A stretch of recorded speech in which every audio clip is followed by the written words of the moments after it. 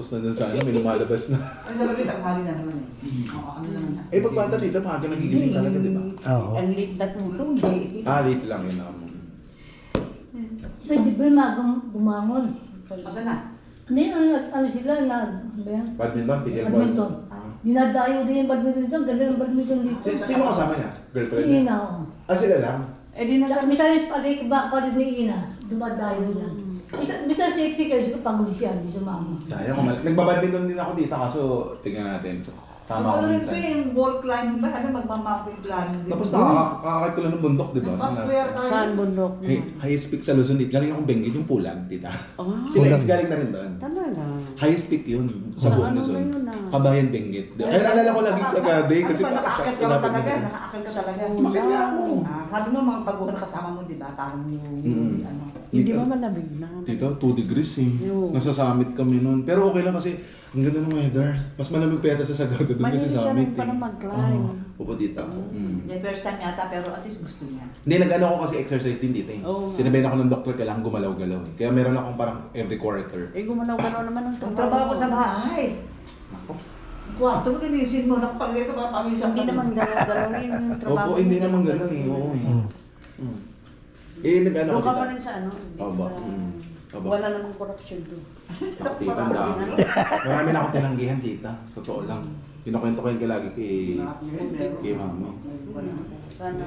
Kung ako siguro, tita, tumanggap ako or something, edi baka wala na ako dyan ngayon or something. Pero gusto natin fair and square tayo dapat lumalaban. Sabi namin sa kotse si Jancy, anak ni Cory, yung kapitbahay namin nakapitbahay nila sa Bicol, nagsisyon daw.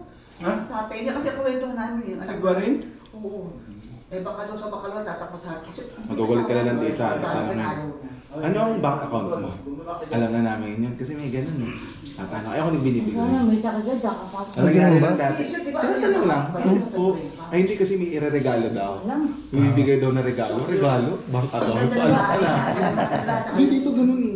Ganun ba ganun? Para ano? Hindi ako nag... Eh, alam niyo naman po, lalo pag election. Kaya ako pag Ah, election. Di ba, mag-election na naman, barangay elections this year. Tapos si BBM malapit na mag-resign. Kaya kami mainit.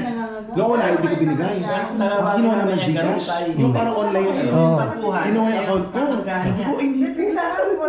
May bibigay na regalo sa'yo si... Ano, may regalo lang po pasasalamat. Ganun na ano, pasasalamat. Ganun. Hindi kaya mga anak ko. Eh ako si Papa Tito, the lawyer. Takot sa... Lagi sinasabi. Ah, ganun ba? Masiraan sa lahat. Huwag lang sa pera. Hindi ko binigay. Pero ibang kasamahan. Matatanggap ka rin. Ako sa akin, hindi.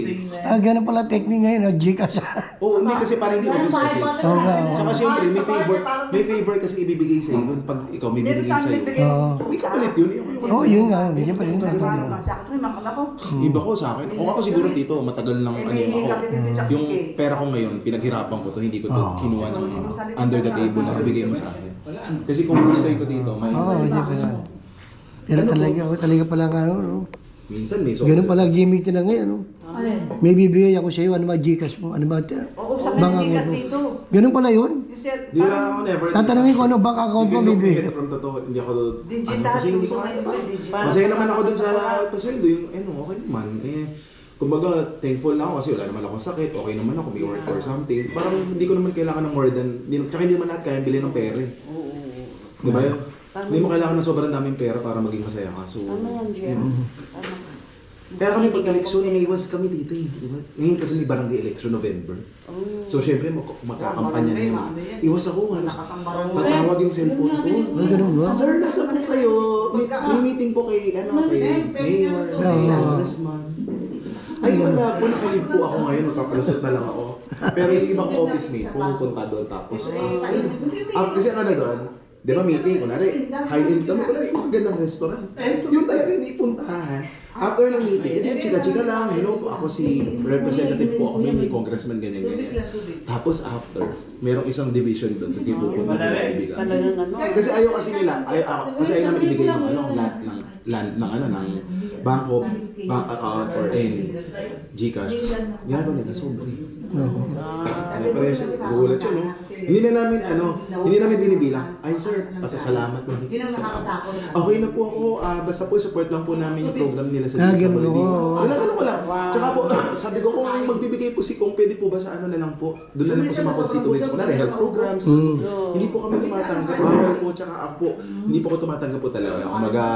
Mag-servisyo ako na lang po yung mga constituents ni Mayor. Ano po. Ganun ang gimmick nila, no?